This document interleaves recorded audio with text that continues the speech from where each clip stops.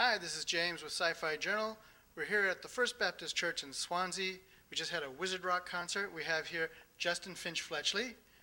We have the Whomping Willows, and we have the Moaning Myrtles, the beautiful Moaning Myrtles. So, for Wizard Rock, what did get you started in Wizard Rock?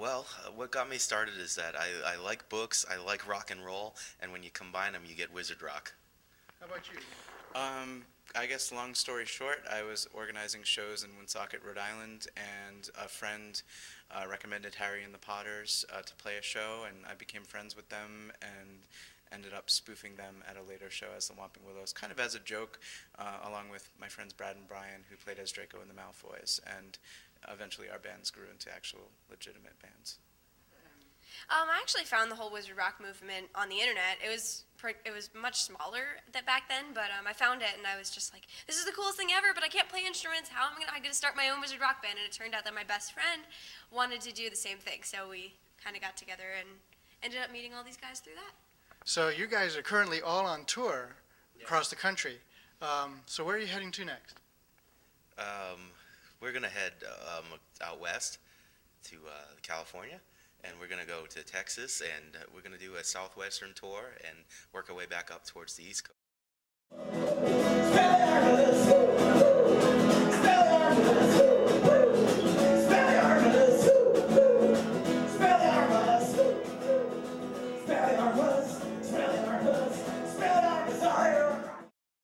For Wizard Rock, I mean, how did J.K.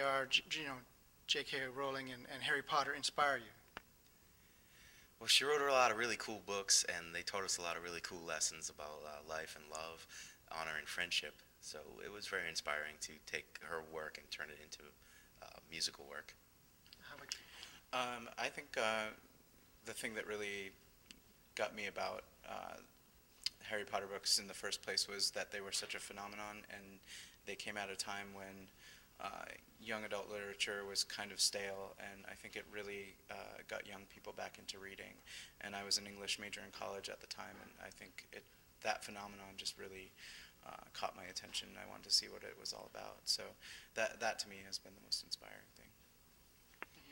One thing that I noticed when I was reading the books was that a lot of the characters felt like people I knew. I felt like I knew a Neville and a Draco and a Hermione, and I was kind of a Luna. So it was just kind of, it felt like when I was reading the Harry Potter books that I was reading the story of my life plus magic and Voldemort, and it was much more exciting than my life, but it made it really easy for me to kind of slip into those characters and write from their perspectives, and it was kind of a nice challenge to be able to stick myself to a character, Moaning Myrtle, and just kind of figure out who she is and write music from her perspective.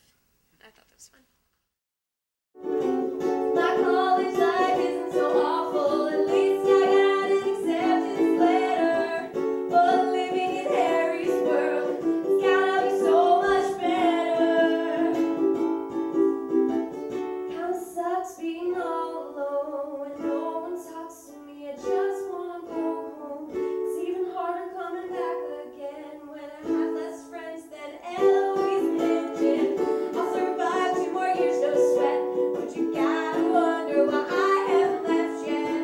Now that guess I'll wait for Universal Resorts. Now that the theme park's done, I'm going to Hogwarts. One of the things with Wizard Rock, too, that I've discovered is there's a lot of fun things that we have that we can collect and buy. The music is awesome. I love listening to the music, and that's part of it. And there's also all kinds of neat merchandise, too. What do you have that you can pick up? Oh, I've got some really cool stuff. We've all got cool stuff.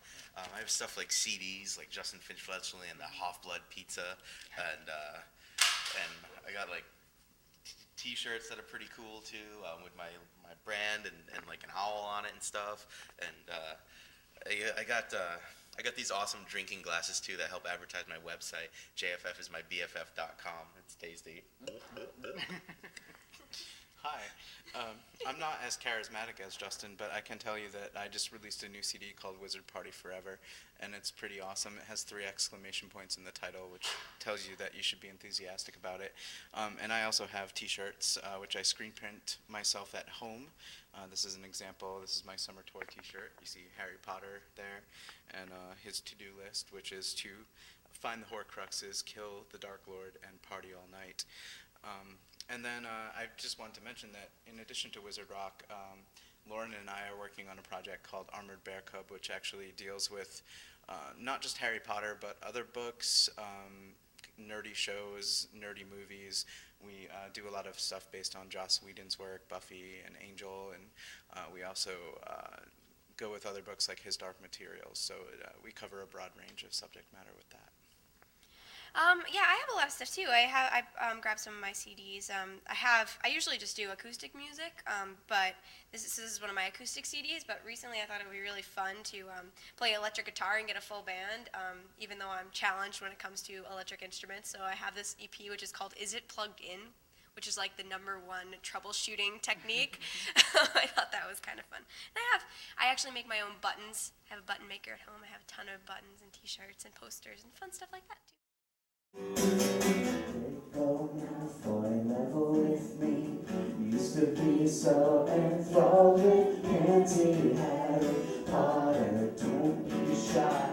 You got no luck with women, so perhaps you need a guy. There's nothing wrong with it. No, there's nothing wrong with it.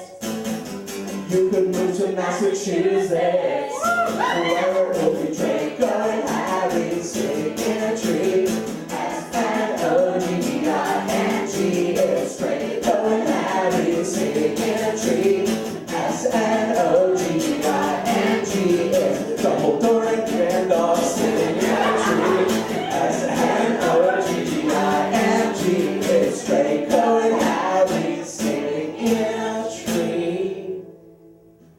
F-A-L-L-I-N-G.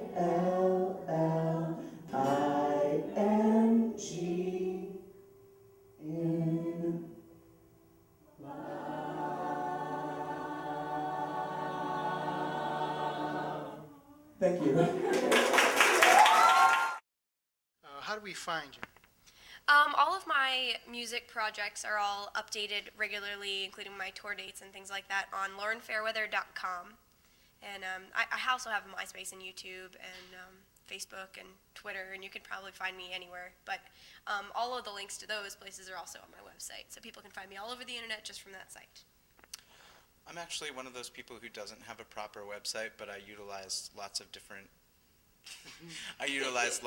social networking sites. So you can find me on MySpace at myspace.com/thewhompingwillows. You can follow me on Twitter, which is just Whomping Willows. And you can search for me on Facebook, although it's just my name, which I'm not going to tell you. I like to keep my identity a secret. That's not true. If you can find me, I'll add you as a friend. And I also have, what else do I have, Justin? You have a Tumblr? Postal mail. Oh, a Tumblr. Yes, I have a house address where I accept mail from various circulars. And, yeah. And for residents, to you or the residents, those are the good mails. Hi. I have a website which is really cool to me. It's called www.jffismybff.com, and it's a really cool website because I have tour dates on it, and there's music on it where you can listen to the music that I make, and there's also fun stuff on it like food recipes for some of the awesome foods that I like to create when I'm not on tour. And also you can follow me on Twitter at twitter.com/JFFTSQ. That stands for the Sugar Quills, which is my band. But yes, you can follow me there, twitter.com/JFFTSQ. Great. Well, this is James with Sci-Fi Journal, and back to the studio.